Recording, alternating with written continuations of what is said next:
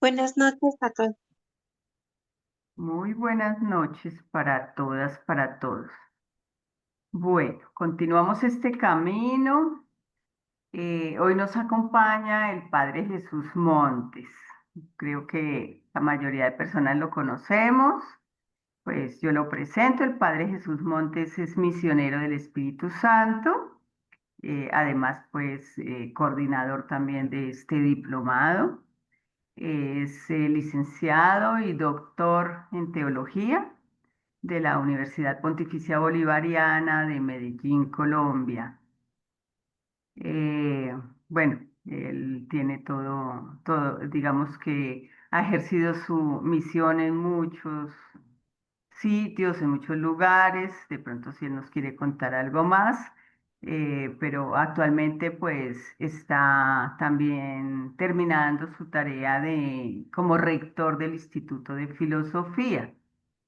Bienvenido, padre. Bueno, vamos a escucharlo con el tema de hoy, que es visión panorámica de la espiritualidad católica en la historia. Adelante, padre. Bueno, pues es todo un reto. Vamos a hablar de 20 siglos de manera rápida, pero espero que podamos agarrar dos, tres cosas importantes. Quiero presentarles a través de una presentación, PowerPoint que me pueda ayudar. Eh, ¿Sí lo están viendo? Está empezando a compartirse. Ya, ahora sí. Ok.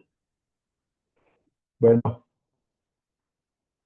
pues, ¿qué es la espiritualidad de entrada? Bueno, ya lo hemos estado viendo. Espero que al final de esta sesión, pues, respondan desde la historia. Y pues yo creo que lo central de la espiritualidad católica es Jesús. Y Jesús que anuncia el reino de Dios. A partir de ahí, pues se desprende la historia, las espiritualidades católicas en la historia. Y bueno, podríamos abarcar los siglos, eh, pues ahí una pequeña división, pero ahorita nos acercamos un poquito más. Yo creo que la espiritualidad cristiana tiene una raíz profundamente humana y vital. Y Jesús es la fuente y el criterio para conducir la propia existencia. Eh, Sabemos que Él se dejó mover por el Espíritu. Y bueno, esto suena muy bonito, pero ¿qué implica en lo cotidiano? Pues un carácter relacional e interpersonal. Primero en la relación con Dios y con un Dios que Él nos fue mostrando. Una relación íntima, profunda. Y una relación otra con los otros, como hermanos. Eso en relación a la intimidad. También la intimidad con los otros. Y otra de carácter ético, que tiene que ver con vivir en la verdad, la justicia y la dignidad, con los valores del Evangelio, los que Jesús promovió. Entonces, una, un aspecto relacional y otro ético. Eh, y esta experiencia no se dio pues de manera lineal, todo igualito, sino que hay una lucha constante, un vaivén, eh, con, con la certeza de que esa presencia invita, llama, conduce desde el amor. Y los acontecimientos de la vida que nos hablan, interpelan, pero también a veces nos bloquean, que nos hacen perder el horizonte de una comprensión integradora y promotora de sentimientos, pensamientos y opciones con sentido desde Dios. Bueno, algunas ideas para empezar entonces. Eh, ¿Por qué la centralidad de la experiencia de Jesús es importante para la espiritualidad católica? Pues nos pone en relación, en sintonía con la acción de Dios y su obrar a través del Espíritu Santo. Jesús lo vive, se deja guiar en la filiación divina y en favor del reino. Y también una espiritualidad o un modo de responder a un contexto en el que se encuentra. Jesús es parte de su estilo de vida y de su experiencia. En esto podemos recuperar algo del contexto de Jesús. Por ejemplo, ¿qué tipo de Mesías esperaba el pueblo de Israel? ¿Qué tipo de religiosidad había en el tiempo de Jesús? ¿Qué grupos había? ¿Qué expresiones tenían? ¿Qué estilos de vida tenían cada uno? Y en medio de ellos Jesús aparece con un modo nuevo, que si bien toma elementos de algunos de los grupos, por ejemplo, se puede decir discípulo de Juan el Bautista, o que también tiene elementos comunes de oración o de vivir la ley, pero de un modo nuevo, ¿verdad? Donde hay valores que son muy importantes, la fraternidad, el compartir la comida, la alegría, la solidaridad, el perdón y los signos que muestra Jesús, que van más allá de la ley, las curaciones, el encuentro con enfermos y aún excluidos. Jesús inicia su ministerio con el anuncio del reino, con obras y señales. Bueno, toda la originalidad de los movimientos posteriores están en Jesús. Allí encuentran su originalidad. Bueno, entonces Jesús para realizar su misión necesitó 3 décadas. En su época la esperanza de vida no superaba las 4 décadas. Eh, para poder acoger este llamado, que el Espíritu me ha ungido para llevar la buena noticia a los pobres, como bendición de Dios en su vida y asumir su destino, el destino de los anahuín, que eran los últimos, pero con la esperanza en Dios y en sus promesas. Intentó crear el mundo como lo sueña Dios, para ellos hombres y mujeres de su tiempo, para construir este proyecto de vida digna y abundante, de amor para todos, llamado reino, como un pequeño granito de mostaza. Pues recordemos los textos del Evangelio, qué imágenes y verbos emplea Jesús para nombrar el reino, bajo qué registros. Evoquemos un poquito. Eh, por ejemplo, habla del reino como buscar, entrar, recibir, esperar, heredar. Algo que está ofrecido de parte de Dios que solo necesitamos disponernos para acogerlo, cruzar puentes, puertas. Reino entonces va asociado a una buena noticia de sanación, de banquete. A ver, vamos a hacer un breve diálogo. ¿Qué imágenes les vienen? ¿Qué verbos recuerdan del reino de Dios? Así de manera breve. Amar. Así un pequeño, amar, pequeño diálogo del reino.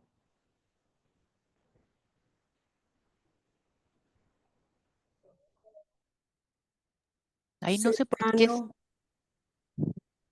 cercano.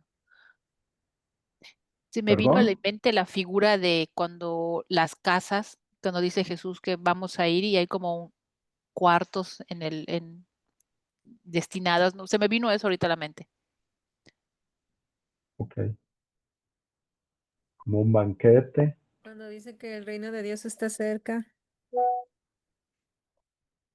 Sí. Pues las Oiga, bienaventuranzas serían como un retrato de la gente del reino de Dios, por ahí. es una mirada, ¿verdad? Es de donde se acerca uno a mirar el reino y con otra mirada hacia la historia, ¿sí? Muy bien. Bueno, Cuando describe continuemos. el pasaje de Lázaro, ¿no? Cuando Lázaro va al cielo y él y a gozar de todo. Y el que no le dio de comer se va al infierno.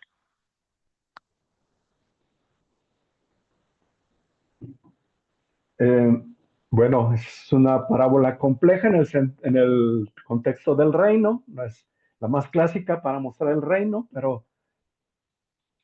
pero sí, donde algunos entran y algunos no, ¿verdad? No quieren entrar por el estilo de vida y algunos, pues quizá en el momento no hay una promesa, ¿verdad? Que la tendrán. Bueno, pasemos a algunos, perdón. Eh, Entonces, como ya les decía, para Jesús y el reino tiene que ver con la pertenencia a Dios con su Padre y con el vínculo con los hermanos, en misericordia y compasión. Y el reino también tiene que ver con Jesús, con su identidad. ¿Quién es Él? ¿Quién dicen que son? ¿Quién dicen los demás que es Él?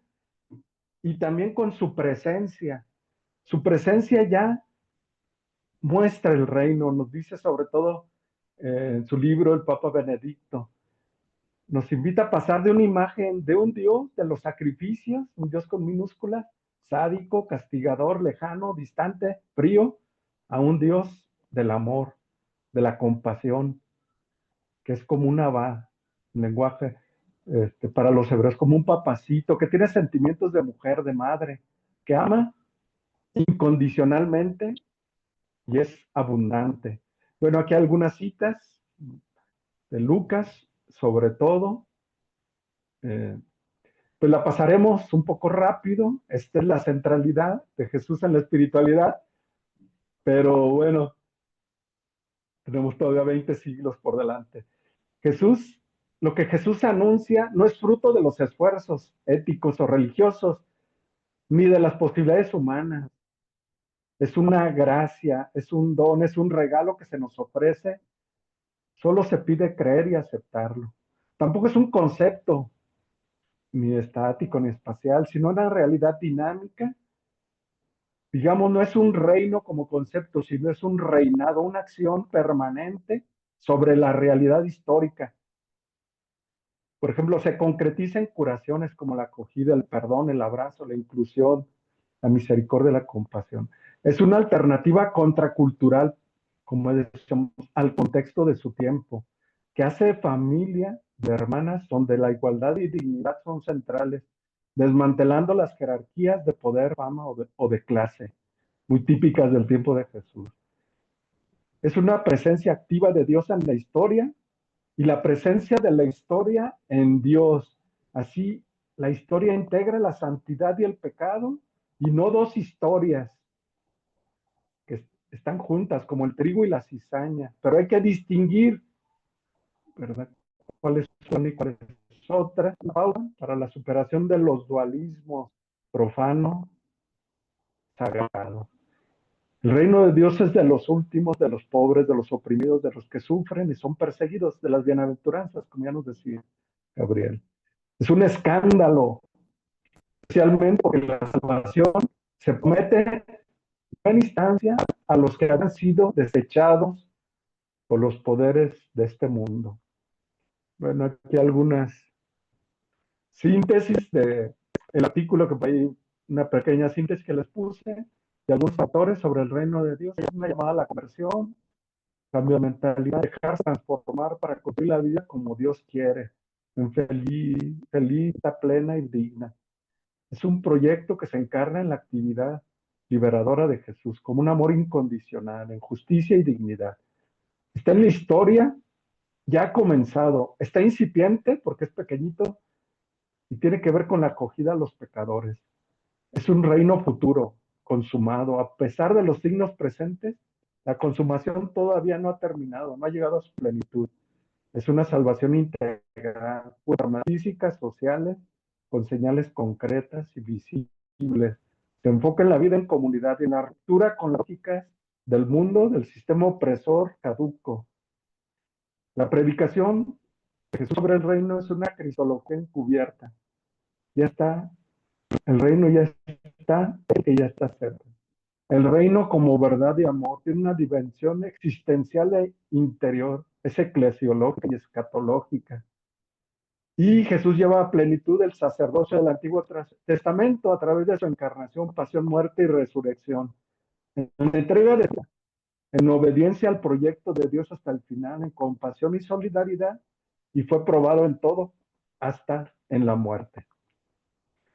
Bueno, esto pues es central para los discípulos de Jesús.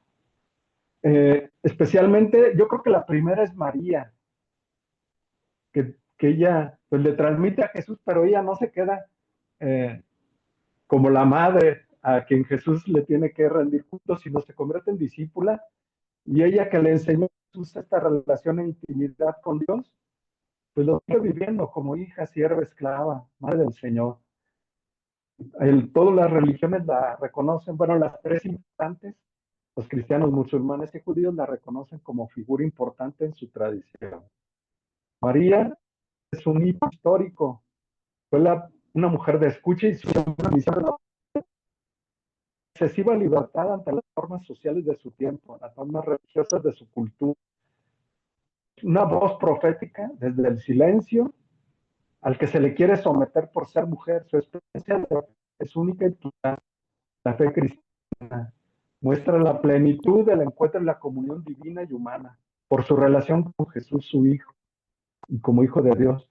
Otros, me parece que las experiencias que tuvieron de Jesús, los discípulos, pues fue tan fuerte que ese vínculo les dio la fuerza para irse en la persecución y dar testimonio y también hacer milagros. Otro testimonio elocuente es el de San Pablo. Desde su conversión, se encuentra con Jesús, que es un crucificado, que está en esos cristianos que persigue y que le cambian la vida para poder decir, Cristo vive en mí y ya no vivo, sino de la fe en el Hijo de Dios, que murió por mí. Y desarrolla la vida en el Espíritu, en varios de sus cartas, especialmente en Romano y en Corintios. Para él es muy central el bautismo y esta categoría me parece que es importante. Mientras Jesús hizo discípulos y predicó el reino, bueno, para San Pablo y los posteriores, el bautismo va a ser muy importante, una experiencia. Aunque también para Juan el Bautista, Jesús no le dio tanto énfasis, aunque sí se bautizó. Su experiencia tiene que ver con el resucitado para Pablo y pudo llevar su experiencia del campo a la ciudad. Él pudo hacer una inculturación, una transformación de lo que él recibió a las categorías que él conocía. Fue una experiencia muy bonita. Otros discípulos importantes también Lucas, bueno, todo, pero bueno, resaltar Timeo, Lucas, Tito, Silas, que venían del mundo griego. Cuando reciben la buena noticia de Jesús, ellos la transmiten en su lengua, en griego, y bueno, tienen una influencia, ellos y otros, para plasmar las escrituras en esta nueva lengua y en nuevas categorías. Yo creo que eso es muy importante en el cristianismo, porque desde ahí empiezan a haber cambios, diferentes experiencias que van influyendo en los contextos en los que están. Entonces, me parece que es una síntesis. Cada época histórica tiene sus estructuras sociales, eclesiales o religiosas, sus coerciones sociales, sus mecanismos individuales que juntos nos muestran sus propias crisis y desafíos. Allá aparecen personas que buscan responder a las necesidades de su tiempo en esos momentos históricos, con modos creativos, con sus respuestas se inspiran en Jesús resucitado, que actuó en la historia y que a través de ellos como individuos y en sus prácticas va sanando, curando relaciones, suscitando formas nuevas de vida que responden a los síntomas de esa sociedad, a las acciones caóticas, creando alternativas y mundos nuevos. Cada cultura tiene un excedente revelador de sentido, cada cultura en sí misma en los grandes movimientos espirituales que jalonean la historia. En cada sociedad de sus poemas se encuentran trastornos, problemas, ¿verdad? Pero también aspiraciones que irradian invitaciones religiosas. Los procedimientos que se concretizaron difieren. Por ejemplo, ahorita vio los discípulos, al monacato primitivo, a los frailes medievales, a los modernos institutos seculares, o la respuesta de los grupos iluminados del siglo XVI, o la experiencia religiosa del desencanto posterior, las sociedades marginales. Esta época ha permitido que personas que responden a su realidad. Bueno, aquí una breve mirada a través de estas imágenes. Una época en donde hay muchas personas en diferentes contextos, hombres y mujeres, que trataron de responder. Pues la iglesia primitiva, posteriores a los discípulos, trataron de responder desde el espíritu, con vida fraterna, oración fuerte, compartir el pan, la vida, con testimonios en la persecución, se plasmó en los escritos. Había una comunidad que sostenía en la oración la certeza de la resurrección. Había una unidad fuerte entre teología y espiritualidad.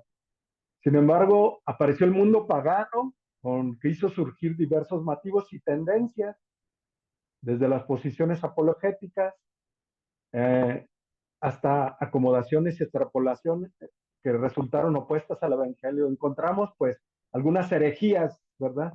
Ya desde el principio que diferían, que aunque parecía que eran lo mismo, de repente ya fueron modificando y ellos se plantearon, ¿verdad? No, pues estamos en esto. La espiritualidad cristiana marcó un sello particular en cada etapa, en esta etapa de la historia sobre todo, en esta del siglo I al III, una espiritualidad de carácter comunitario que se vivía en lo cotidiano, eran un grupo minoritario, marginal, y que algunos se atrevían a vivir hasta las últimas consecuencias. Era un estilo de vida.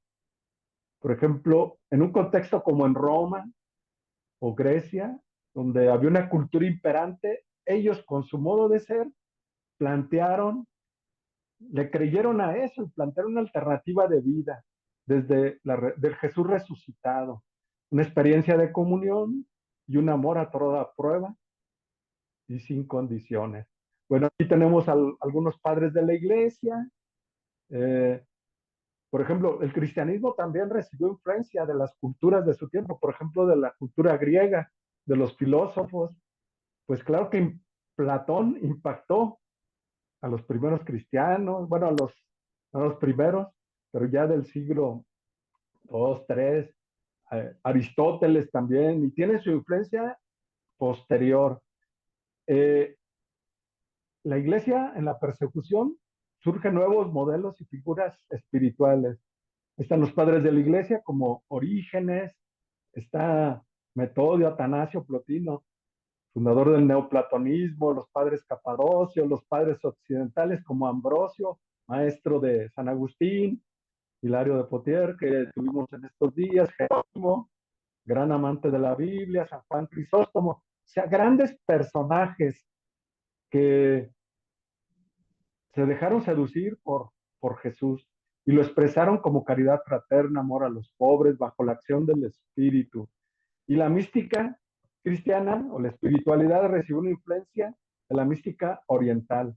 La oración de Jesús, ¿verdad? Soy un pecador, perdóname. Y Jesús, Hijo de Dios vivo, perdóname, ¿verdad? Soy un pecador. El sicasmo, atribuida a San Antonio, el monje del desierto, padre del monacato oriental. Y bueno, toda la experiencia de los padres. Ahí está. Bueno, ¿algún comentario, pregunta ahorita en relación así breve, ¿verdad? Porque necesitamos recorrer 20 siglos. Pero si quieren hacer algún comentario hasta aquí, digo, nada más es como una mirada así rápida con algunas pinceladas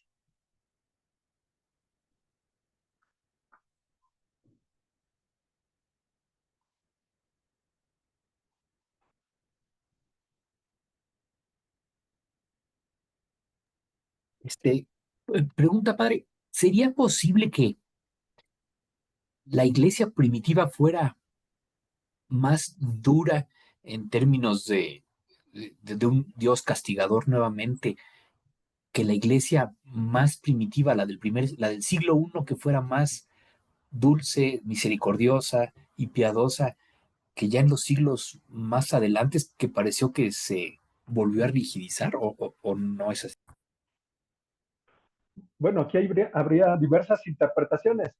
Yo lo que diría es que respondieron a un contexto diferente. Tuvieron que hablar, pero sí que el evangelio frente a la cultura y la cultura estaba muy impregnada de pensamiento griego, entonces tuvieron que ir pasando a categorías diversas. Entonces se perdió un poco de la experiencia de comunidad y había que responder más desde el pensamiento, las ideas que estaban ahí, atacar pues las herejías, que era lo que dividía a los grupos cristianos.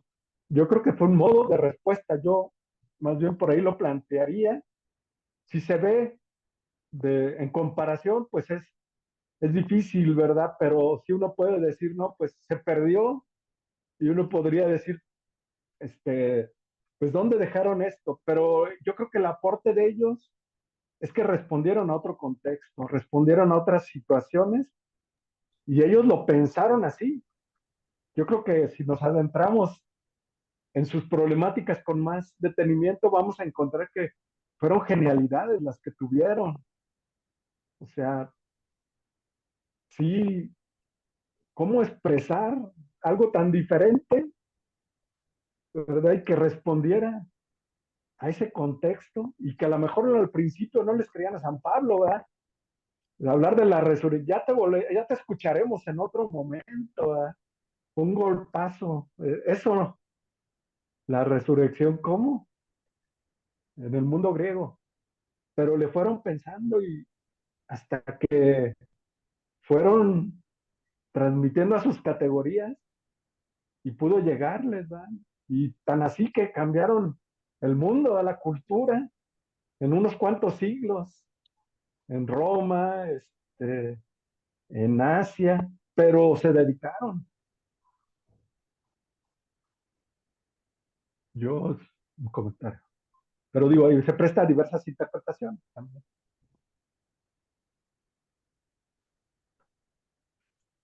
Es Bueno, una herejía. Por qué había comunidades que usted comentó que cometían herejías? sí, este, como, por ejemplo, que, así con un ejemplo concreto, que Jesús no fue humano, sino que tuvo una apariencia de, de Dios, ¿verdad? No fue plenamente humano ni plenamente divino, fue una apariencia. Dios aparentó que estaba ahí. Pues al principio era como muy dudoso que sí, que no, entonces, y en un momento dado se plantearon y dijeron, no, este es un problema que no se puede resolver como está planteando ellos. Eso nos provoca un problema de doctrina. Y entonces se definieron y dijeron, lo que nosotros creemos es esto. Lo que difiere de lo que nosotros estamos creyendo ya no entra en la sana doctrina, entra como una corriente herética, como un pensamiento diverso y que divide al pensamiento. Ya eh, como que hubo diversas teorías o pensamientos, ideas, como que dividían la centralidad del mensaje de Jesús y la experiencia que ellos iban teniendo en lo que fueron las certezas de fe. Entonces lo que dividía o se oponía a ello, este, lo fueron poco a poco definiendo y hasta llegar a decir, estas son herejías, estas no van de acuerdo a lo que creemos, ¿verdad? Como el pensamiento de los discípulos de Jesús, de la iglesia de Jesús.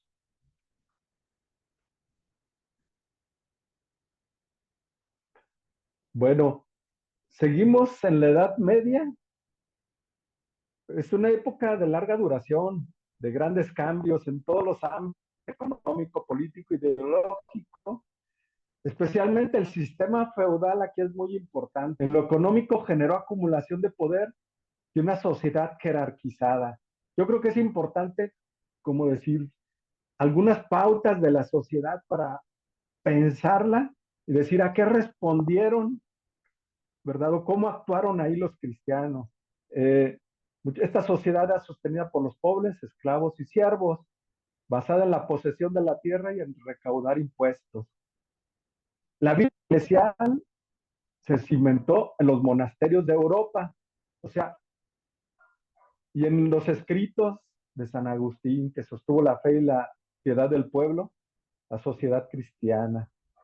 Los padres de la iglesia, bueno, algunos que fueron monjes, Basilio el Grande, Evagrio Póntico, Gregorio de Nisa, Gregorio de Nacianceno, Eusebio de Cesarea, y otros que propusieron una teología mística. Yo creo que aquí es un nuevo momento, ya no había persecución, entonces, pues hay que vivir mucha contemplación y, por ejemplo, San Benito ora y trabaja, ¿verdad?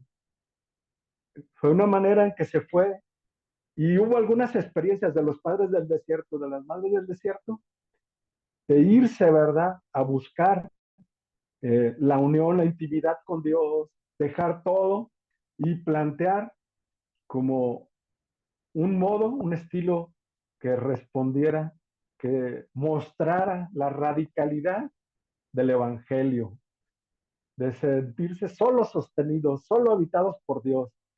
Y entonces los monasterios, pues ahí se dedicaron a estudiar, a orar, y pues llegó un momento en que ellos conservaron la cultura, la palabra en los monasterios.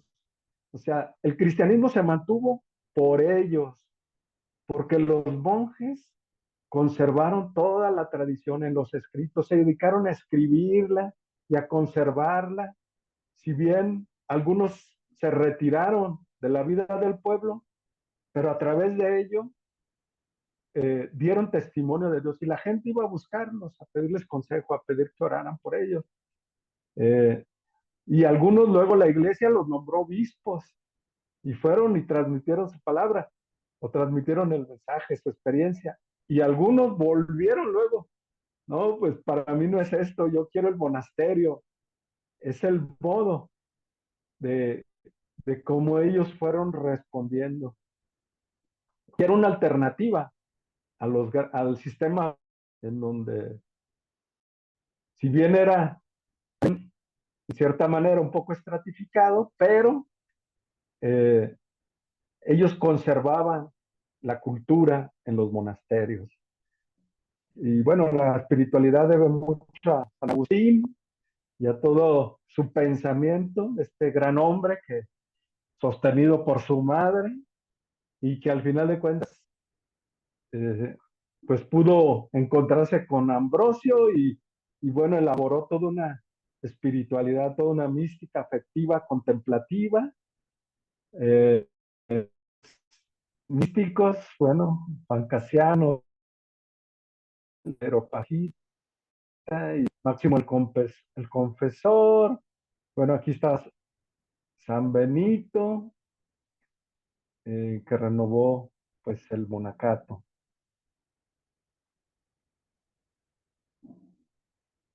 Y después también los monjes se fueron, ahora sí que pervirtiendo o perdieron el sentido. Eh, Aparecieron ahí en los comercios, los grupos que cuestionaban el orden establecido. En medio de ellos, bueno, hacia el final todavía Gregorio Magno, que fue un papa, un doctor de la iglesia, que en medio del desorden que había un desorden, los sacerdotes hacían lo que querían, tenían mujeres, eh, el dinero, había muchos problemas de eso. Él eh, propuso una reforma de la iglesia importante y se centró en la misericordia y en la verdad. Reformó el clero, fomentó la santidad, la humildad, la pobreza y la evangelización en Inglaterra. Eh, Otros monjes como San Columbano, Isidoro de Sevilla, Beda el Venerable, en fin, muchos monjes contemplativos.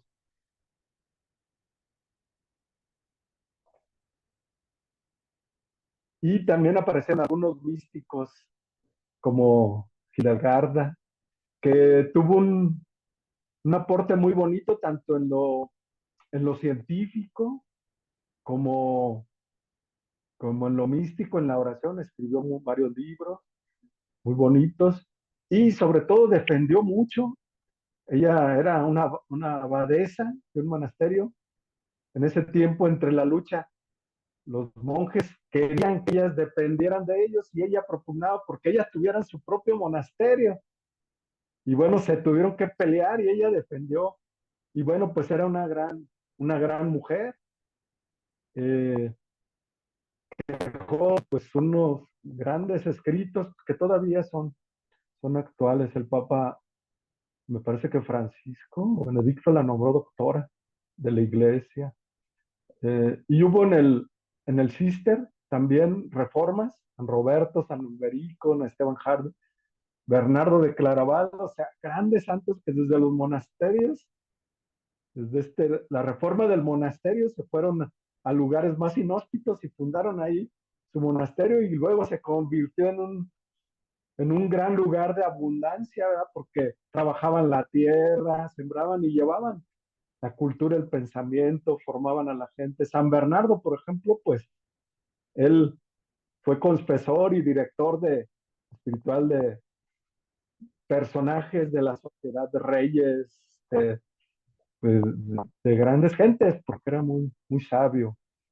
Y bueno, yo creo que aquí algunos énfasis de la espiritualidad, la mística esponsal, es decir, el alma, tiene una relación con Dios de esposa y puede ser madre de Jesús, dar a luz a Jesús en los cristianos.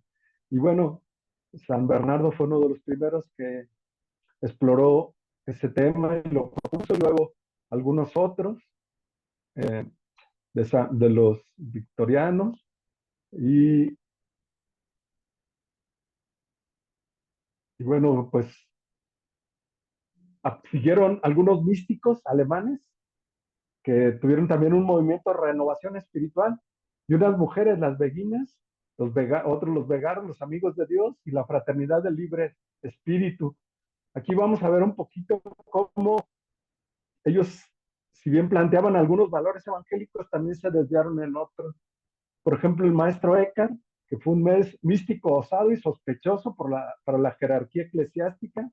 Él proponía una teología negativa, apofáctica y de la mística especulativa, un poco de neoplatonismo, del vacío.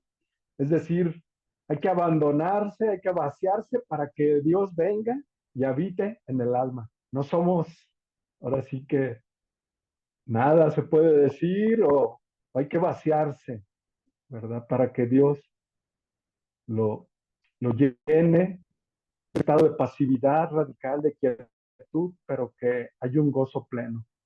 Y bueno, otros seguidores de Maestro Eckhart, como Enrique Suso, Taulero, Juan Tauler, también con una mística, teología mística humana. Y quien se enfocó en la contemplación y también una lucha contra los hermanos del espíritu libre en Holanda, los vegardos, que si bien tenían, defendían algunos valores, luego de repente también se desviaron y pues tenían una sexualidad desenfrenada o tenían algunos excesos. Y entonces por eso algunos se fueron oponiendo a ellos y los fueron acusando de heréticos. Quizá es importante el contexto para la mujer en esta época. Si bien en la época antigua, como en Roma, la mujer pudo haber dispuesto de libertad y de inclusión de la mujer en los ámbitos sociales, económicos, académicos y de la iglesia. La mujer en segundo plano, sino que precisamente se encontraba recluida de toda función política o administrativa, y en los países latinos era incapaz de reinar, de suceder al señor feudal o al dominio y ejercer un derecho en los bienes personales.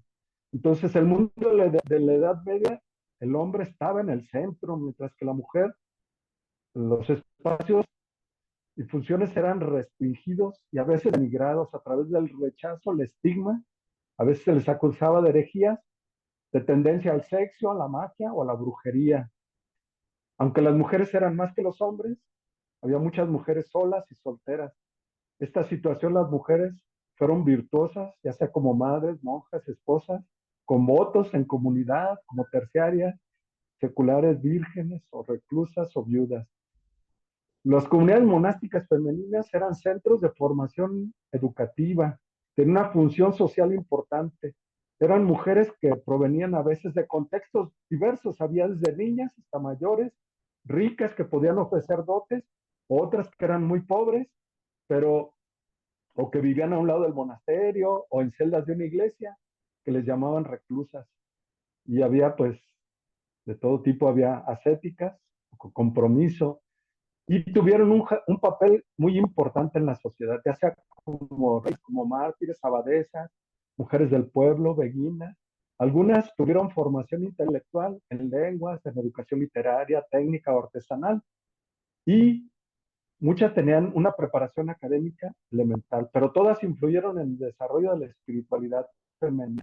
Aquí tenemos algunas, y a las beguinas las acusaron de heréticas y algunas las quemaron, a otras cuando pues sus escritos pues eran muy significativos y enseñaban en las escuelas, a veces de maneras alternativas, y sobre todo mostraron una espiritualidad afectiva centrada en el cuerpo. Al final de la Edad Media, la Iglesia desempeñaba un papel central en la vida espiritual del pueblo, con los sacramentos y la doctrina. Promovía el arte, la cultura, los avances, las construcciones de la época, pero también tenía gran poder económico y político, influía en las decisiones, y también estaba relacionada con la corrupción, los excesos, abusos de poder. Esto llevó a la crisis y al cisma de Occidente, que permeó la vida eclesial hasta el siglo de oro español. En esta época hacer teología fue un desafío para las mujeres, por las nuevas herejías, por los movimientos cismáticos y la hechicería. Había una percepción de un Dios lejano y una iglesia que castigó y condenó, como la Inquisición, que atentaron contra la fe y la moral. Pero ahí se gestó una religiosidad influida por las mujeres, como ya decían, las beguinas, femenina, de carácter interior, afectiva y centrada en el cuerpo, con énfasis en la humanidad de Cristo, en la devoción por la Eucaristía y en la vida de piedad intensa con oración y caridad. Bueno, hasta aquí algún comentario. Digo antes.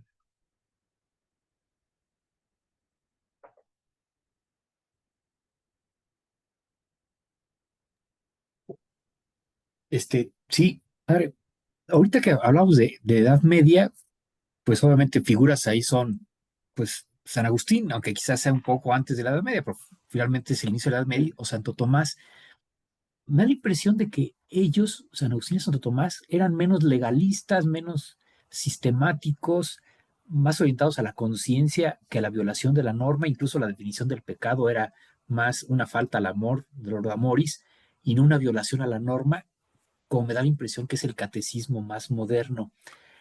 ¿A qué hora hace ese cambio de, pues, de paradigma, de pasar, por ejemplo, la Humane Vitae, que es súper concisa y casi trae un listado de pecados, a, y 800 años antes se hablaba de algo que parecería más moderno, o no sé si estoy mal en mi interpretación?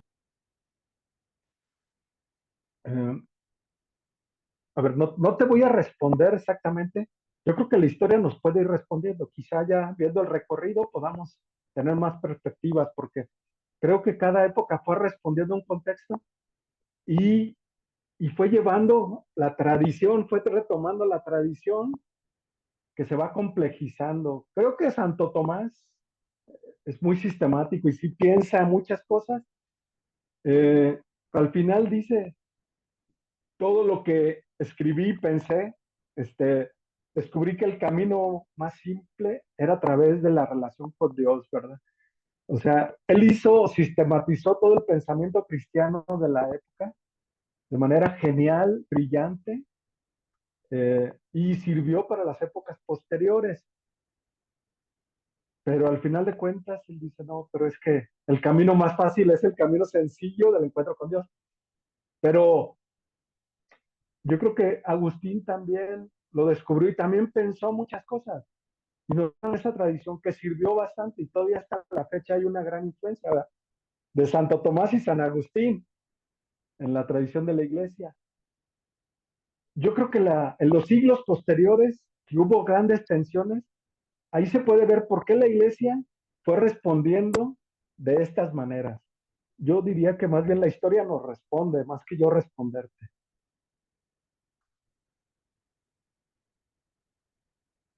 ¿Algún comentario más? Pregunta. Digo, lo podemos comentar también, a ver, yo lo estoy respondiendo, pero también si alguien quiere comentar las preguntas o los comentarios, también se vale, ¿verdad? Ya casi llevamos 1000 años, ¿verdad? Mil y cacho. Y solo nos hemos ubicado en contextos y algunos personajes y algunos elementos cómo responden. De manera muy rápida y sucinta.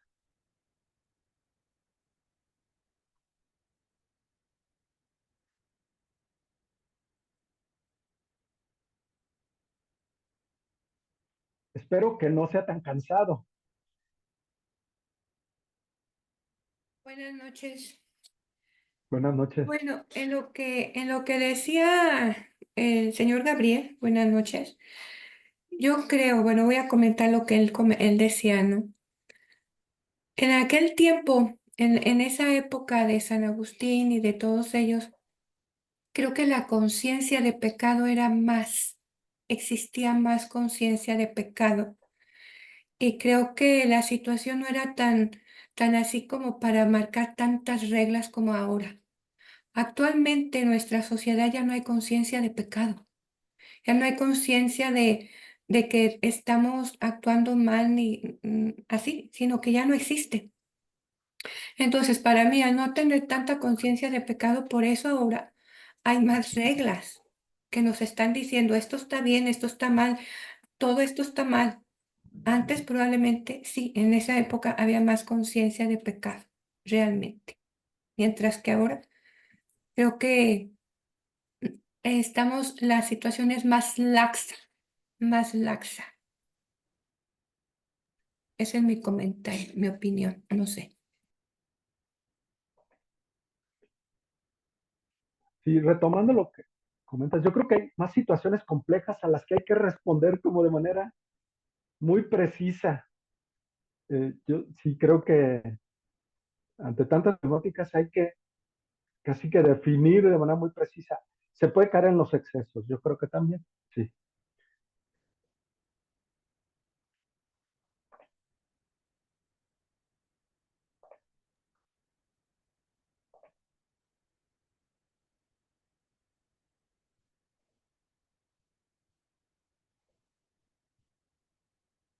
Bueno, cuando gusten interrumpir, preguntar, hacer comentarios, adelante, ¿verdad? Este, en ese contexto en el que los monjes pues se fueron acumulando también de riqueza y que ya no salían al pueblo, y que no respondían a las necesidades, fueron apareciendo pues formas de respuesta, ¿verdad? Y tenemos el ejemplo claro de Francisco, ¿verdad?, de Francisco de Asís y Domingo de Guzmán, más o menos en épocas muy cercanas, en un momento en que había una transición de una Europa rural a pequeñas ciudades, donde, bueno, las ciudades sí fueron creciendo en todos los sentidos, se urbanizaron, y había pues aparecer el dinero, los banqueros, los comerciantes, eh, había las ferias, los mercados, aunque la tierra era la base todavía en ese tiempo, pero había mucho movimiento en las ciudades y los monasterios pues ya se quedaban un poco lejanos y distantes y empezaron a aparecer también otros grupos que cuestionaban y desafiaban y se situaban fuera de la iglesia. Entonces las respuestas de Francisco y de Domingo es, yo desde la iglesia respondo. Y bueno, conocemos, yo creo que la historia de Francisco y su modo de romper con esos modelos y plantear un modo muy alternativo, que cuestionaba todo el orden vigente.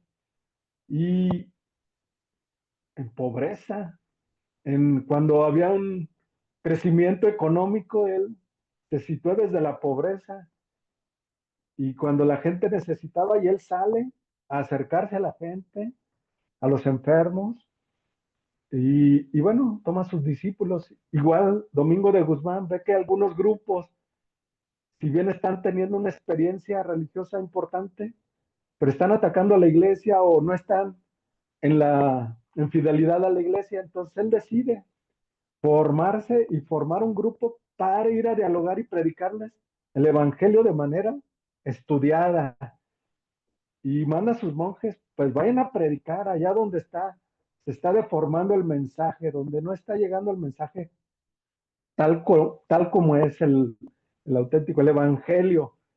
Y quizá ahí había los grupos Valdés, los cátaros, que tenían experiencias de acercamiento a la gente y que eran también este, predicadores itinerantes y que tenían mucho éxito en la gente, pero él dijo, no, pero hay que estar desde la iglesia y hay que llevar el evangelio a esta gente. Y bueno, ellos pues hicieron un movimiento grande, movieron la sociedad y la iglesia. Los mendicantes pobres y desprendidos vivían en comunidad, proponían una nueva vida consagrada, cercana a la gente, no dejaron de vivir en los conventos, pero se dedicaron a estudiar para predicar, radicales en la pobreza, pedían limosna ante el relajamiento de monjes y eclesiásticos. Su predicación, su apostolado era fuera del convento, en las calles, y trataron de responder a los movimientos heréticos. Por su movilidad y hondura e incisividad, impulsaron el renacimiento espiritual de la época. Formaron comunidades organizadas y aquí incluyeron ya a los frailes, a las mujeres en los monasterios, no eran predicadoras, pero sí instruidas, que participaban de la pobreza voluntaria y tenían voto de obediencia, pero también los terciarios, laicos, hombres y mujeres, casados y solteros, que compartían bienes, pero se identificaban en los ideales y en el fervor apostólico de los predicadores. Bueno, hubo otros personajes ahí, por ejemplo, es importante el papel aún Dante Alighieri o de los artistas, Juana de Arco, que en medio de este mundo también hicieron planteamientos espirituales. También en Inglaterra hubo algunos, algunos místicos. En el siglo XIV empezaron gente, Gregorio de Palamas, que recordaba a los profetas del Antiguo Testamento, también en los monasterios de Oriente, también hubo una influencia que llegó a Occidente, y también Santa Brígida, en su monasterio de varones y de mujeres, gobernados por una abadesa. Luego la rama masculina no prosperó. Bueno, luego hubo otro movimiento, después vino la decadencia, después del esplendor espiritual del siglo XIV, causada por las guerras, las pestes, por el cisma de Occidente que dividió a la iglesia, el miedo y la culpa que se apoderaron del pueblo. Había en Europa, pues, eh, guerras, nacionalismos, que emergían príncipes que luchaban entre sí por el control. Y apareció la devoción moderna, que una tendencia espiritual contra la ética de la cristiandad y el idealismo abstracto de la mística renana. Esta mística era práctica, equilibrada, piadosa y tenía un énfasis de encarnar la vida espiritual con un tinte de innovación. Hasta el siglo XVI dio fruto. Coger Grote, luego continuaron sus discípulos y algunos de la hermandad de los hermanos y hermanas de la vida común, los canónigos regulares, y Guillermo de Ockham también tuvo una influencia ahí. Y luego vino el Renacimiento humanista, todo un movimiento de la confianza en el ser humano, en su inteligencia, que provocó un nuevo aire y desencantó de la escolástica de Santo Tomás y de todos estos grandes pensadores. Hubo avances en diversos campos, se emprendieron viajes, se conquistó la tierra, el mundo, apareció un nuevo hombre del Renacimiento, un laico escéptico, científico, artístico, y que miraba el monacato como oscurantista. En el siglo mejoraron las condiciones económicas, disminuyó la población a causa de las pestes, hubo mejora económica, hubo aumento de riqueza, pero siguen los conflictos entre los estados. Y la nueva cultura influyó en la vida, en los placeres cotidianos, retomó a los clásicos de la antigüedad grecorromana, pero no en las universidades, sino en las cortes de los reyes, y avanzó el naturalismo filosófico por lo artístico, y el galicanismo, el laicismo, y un nuevo humanismo que saltó las artes, la poesía, la pintura, la escultura y la literatura. Y en lo religioso, una vida más interior, nuevas relaciones con la divinidad. Se cuestionó la jerarquía eclesiástica y la mediación del clérigo, del padre. La tendencia pagana de las artes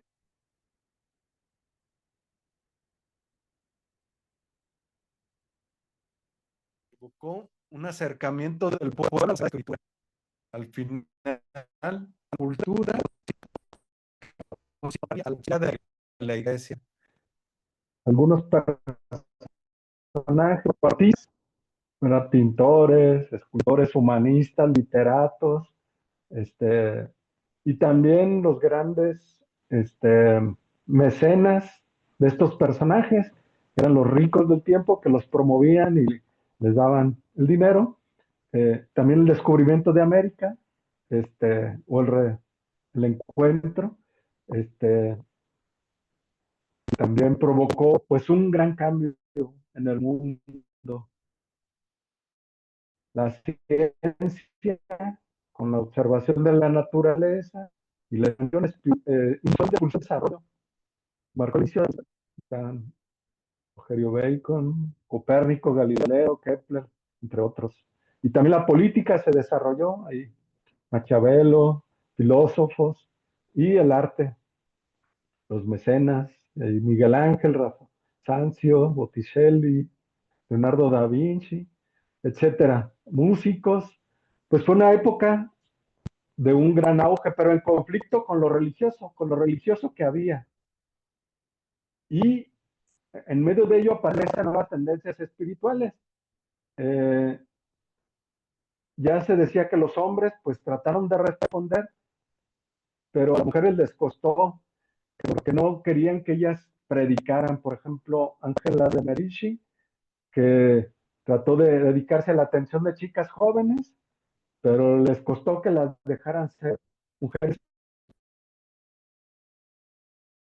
católicas, profetas de la alegría, etcétera, otras figuras místicas que también fueron importantes. Y en el siglo XV y XVI, bueno, todo la conquista de América, la revolución cultural, los nuevos estados, y surgieron impulsos reformadores desde el Evangelio, una reforma a partir del Concilio de Trento, perdón. Y ahí aparece, pues, los grandes santos como Ignacio de Loyola, que bueno, conocemos yo creo que la historia, este gran santo que decidió dejar las armas, de ser soldado a convertirse en soldado de Dios.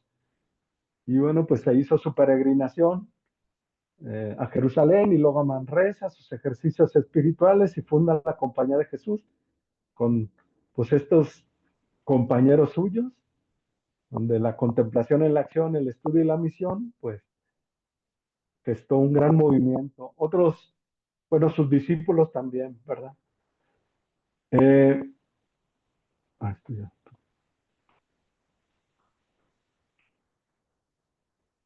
Bueno, finalmente yo creo que es en este periodo de decadencia del Renacimiento, eh, con un declive en el desarrollo de la vida cristiana, brota el quietismo otra vez, la mística de tinta esponsal se fue diluyendo, la reforma se fue convirtiendo en central en todos los programas y discursos de la iglesia ante el humanismo y el renacimiento, donde los papas se mundarizaron y el episcopado disminuyó la frecuencia de los sacramentos, se relajaron las costumbres, aumentó la ignorancia religiosa, pero en el siglo XIV y XV la piedad de la gente fue sostenida y mantenida por santos y santas de las órdenes religiosas y los predicadores. Y luego en el Renacimiento se fue gestando la mística de la ausencia entre un antropocentrismo y un teocentrismo. Eh, Se enfatizó el movimiento de la autonomía del ser humano con respecto a Dios y aparecieron los místicos españoles, especialmente, bueno, ya decíamos Ignacio de Loyola y luego Santa Teresa de Jesús y San Juan de la Cruz, a través de sus reformas, de la experiencia personal, del carácter misionero, de uno fundacional. Y bueno, aquí los simbolismos de la noche oscura, de la experiencia de Dios. Y en España, bueno, se gestó todo este movimiento espiritual eh, que pues influyó en el mundo. A ver, abro otro espacio de diálogo, comentarios.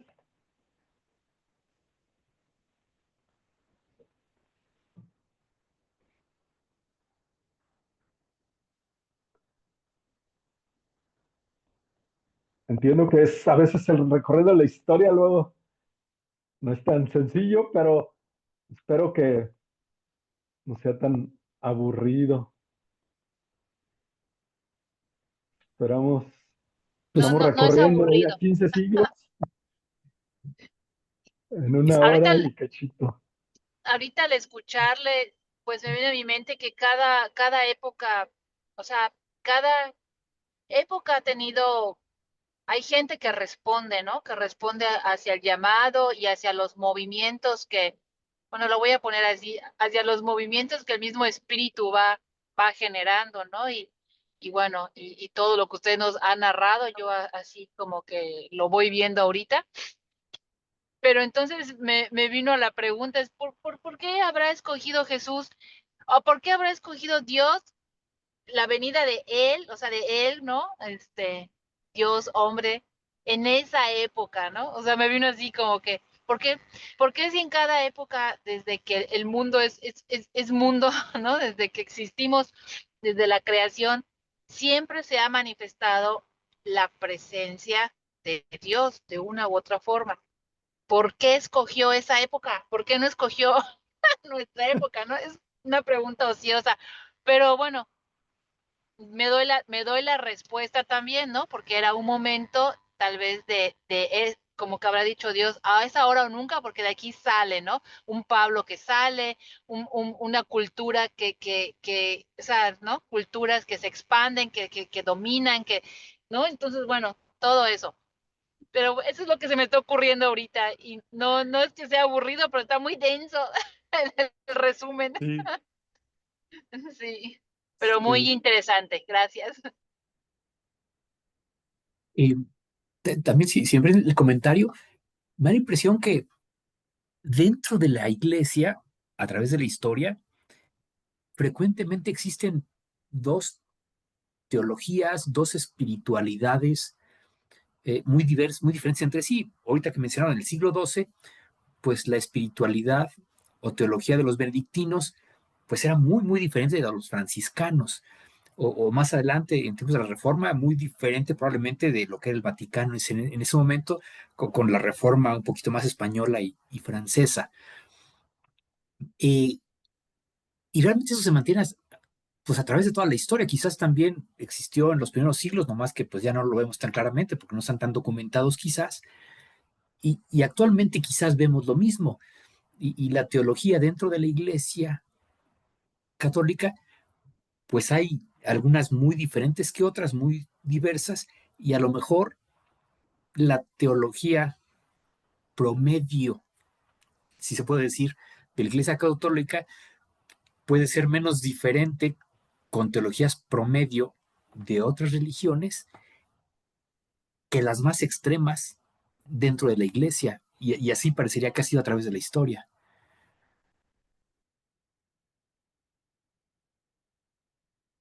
Sí, pues hay tensiones. Yo creo que siempre ha habido tensiones y sigue habiendo y las va a haber.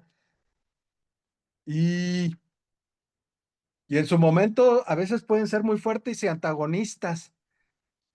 Yo creo que siempre hay movimientos, hay respuestas que cuestionan o que proponen algo nuevo porque algo también ya se está haciendo caduco, ya no responde, eh, pues ya está perdiendo su significatividad y entonces aparecen nuevas maneras de responder y a lo mejor entran en pugna en un tiempo y a lo mejor hay muchas tensiones para que las acepten, para que se acojan, pero, pero el espíritu va suscitando esas formas nuevas, esas respuestas originales, eh, sí, creativas,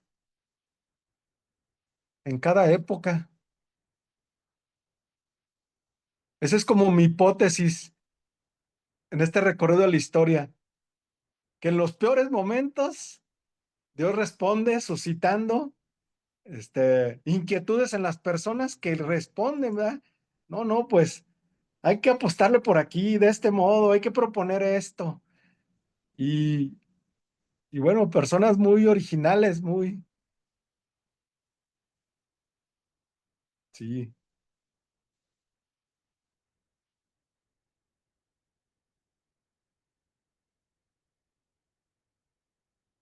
Bueno, vamos al último eh, esfuercito para hacer este recorrido.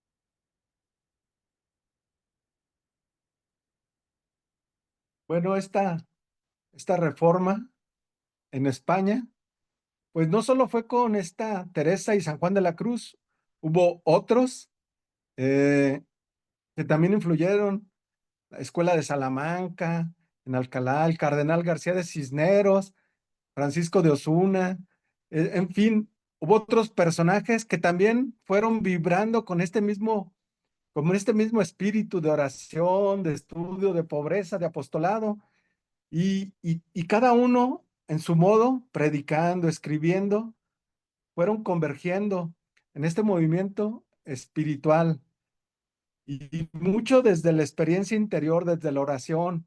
Teresa, pues con su propuesta de oración, uniendo acción y contemplación, y como gran escritora, literata, ¿verdad? De todo el siglo de oro español. San Juan de la Cruz también, con todos sus escritos y su experiencia, que también fue problemática para sus mismos compañeros monjes, eh, en fin, así otros. Luego, otra vez viene un siglo de racionalismo, la ilustración, de decadencia espiritual, y también aquí surgieron figuras importantes como San Francisco de Sales, con una espiritualidad pues bondadosa, alegre, y con Juana Francisca de Chantal, ante el racionalismo del mundo modernista, buscaron defender la identidad desde un modelo de cristiandad también, de restauración, y se buscó separarse del mundo moderno, se veía como amenazante. Este movimiento de la Ilustración pugnaba por una ruptura de los modelos vigentes, entender el mundo, la historia, la vida del ser humano y Dios. Cuestionó la estructura jerárquica de la sociedad, la armonía cósmica, el orden establecido y la sociedad entendida como una pirámide, con un concepto de autoridad donde el monarca, la nobleza y el clero vivían de modo privilegiado. Cuestionó de fondo todo eso. Fue un movimiento de protesta contra el pensamiento y la ideología absolutista, un nuevo modelo sociocultural. Aunque podían nombrar los temas clásicos del mundo, pero de maneras nuevas, que se expresaban en la poesía, en la arquitectura, en la pintura, en la música, etcétera. Y se proclama al ser humano como el centro supremo, desligándose de Dios y de la iglesia, y la libertad como lo principal. Y posteriormente, casi ahí a la par, viene la Revolución Francesa y bueno, pues todo este movimiento en donde se propone un nuevo acuerdo social, un nuevo contrato que tome en cuenta la dignidad humana, que hay una secularización política, social y religiosa y una nueva política laica, ya no confesional. Ya el disidente político, el ateo, no es un enemigo político, sino es un personaje dotado de dignidad que colabora en la construcción de la sociedad.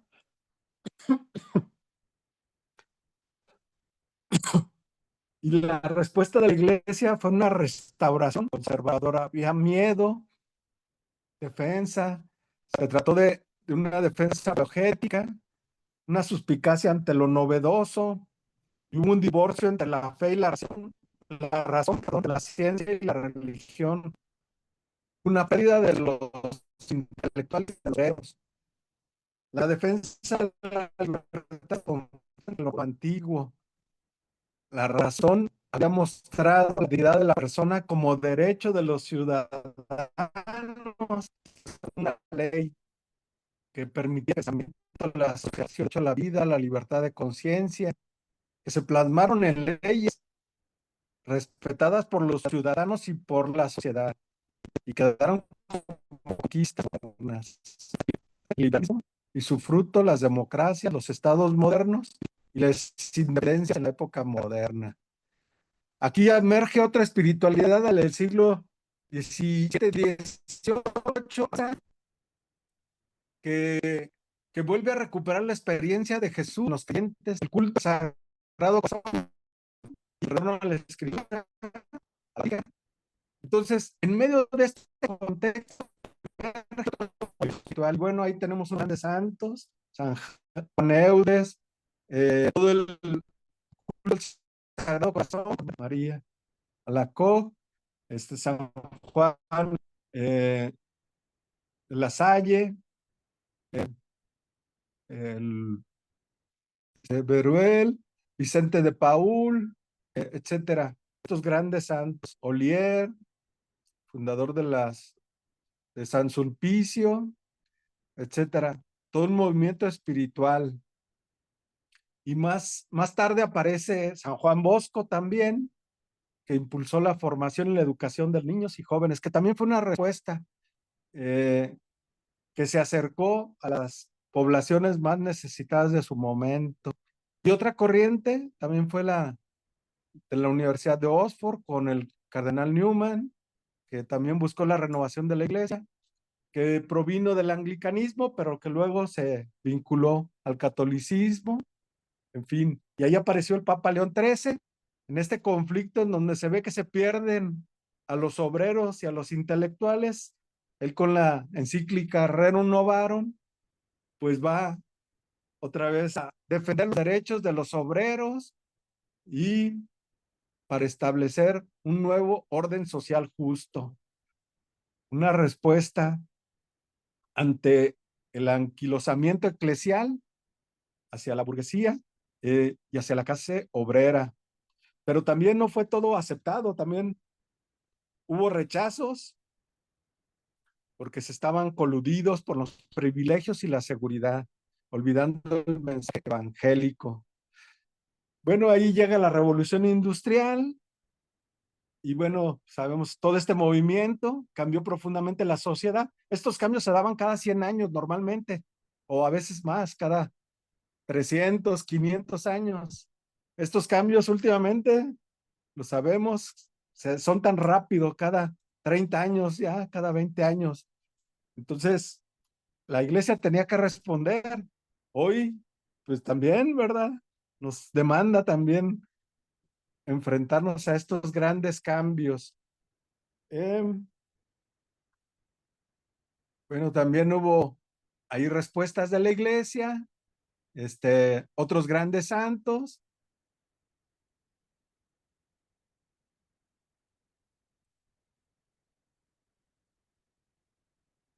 Místicos, mujeres brillantes. Luego el Vaticano II. Pues un breve recorrido en hora y media. No sé si algún comentario ya después de esta larguita presentación de 20 siglos, de manera muy condensada. Hermana Pues era nada más, Graciela, ¿mande? la hermana Graciela quiere participar. Ah, adelante, hermana Graciela. Sí, padre. Bueno, yo solo quiero señalar que en el siglo XVII había un acuerdo entre el Papa y el rey, y era el rey el quien nombraba a los sacerdotes y a los obispos. Entonces, muchos de ellos no sabían ni leer ni escribir y eran nombrados, y bueno, ya para los sacramentos, pues no sabían ni siquiera realizar los sacramentos y mucho menos lo de la confesión. Entonces esto sí fue un conflicto muy fuerte dentro de la iglesia en ese tiempo. Sí, sí, y así en sus diferentes momentos, ¿verdad? Las respuestas Así es. nos ponen de frente a las grandes tensiones, ¿verdad? Que tiene que enfrentar la iglesia, que tuvo que enfrentar y que actualmente tiene que enfrentar, ¿verdad? ¿Y cuáles son esos retos? En la siguiente sesión, yo creo que ya se enfocarán eh, a la crisis más reciente y a las tensiones que hay ahí.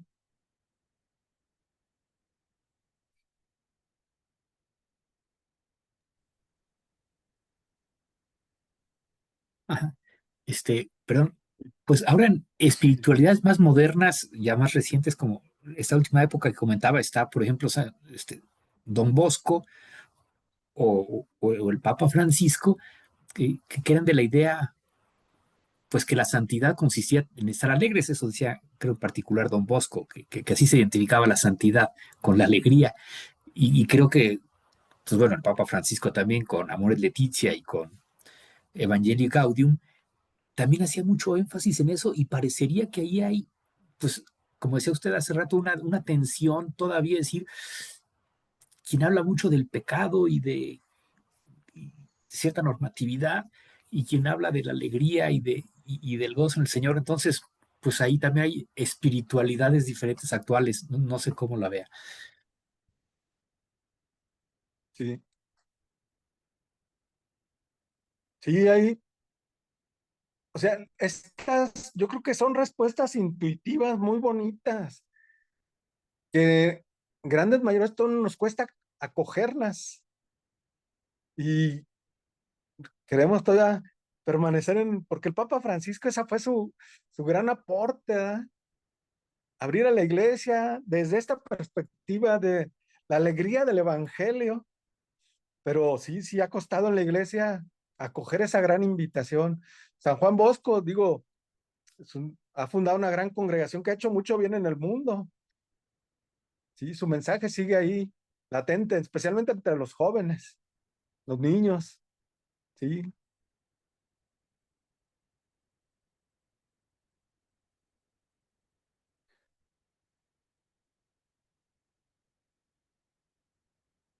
Aquí hay un comentario.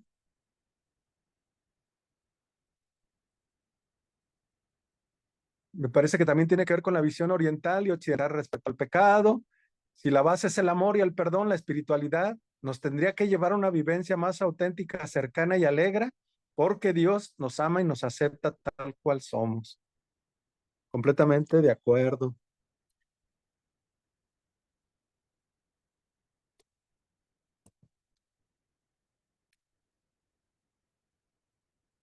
Sara dice que no funciona su micrófono.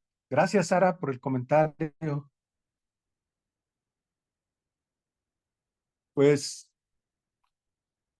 espero que pues haya tocado algunos elementos de la historia de la espiritualidad, que era un poco la intención, como recuperar, ¿verdad? Para decir cómo ha caminado la espiritualidad en la historia, y ya en la siguiente se verán un poco más las tensiones actuales y ponernos de frente a ellas. Ahorita más bien como un recorrido histórico, espero que hayas pues dejado alguno recordado, volver a impregnarnos de algunos elementos. Y pues hasta aquí terminaría esta sesión. Pues yo les agradezco la atención. Espero que tomo la presentación, la subo ahí a la plataforma si a alguien le gusta consultar.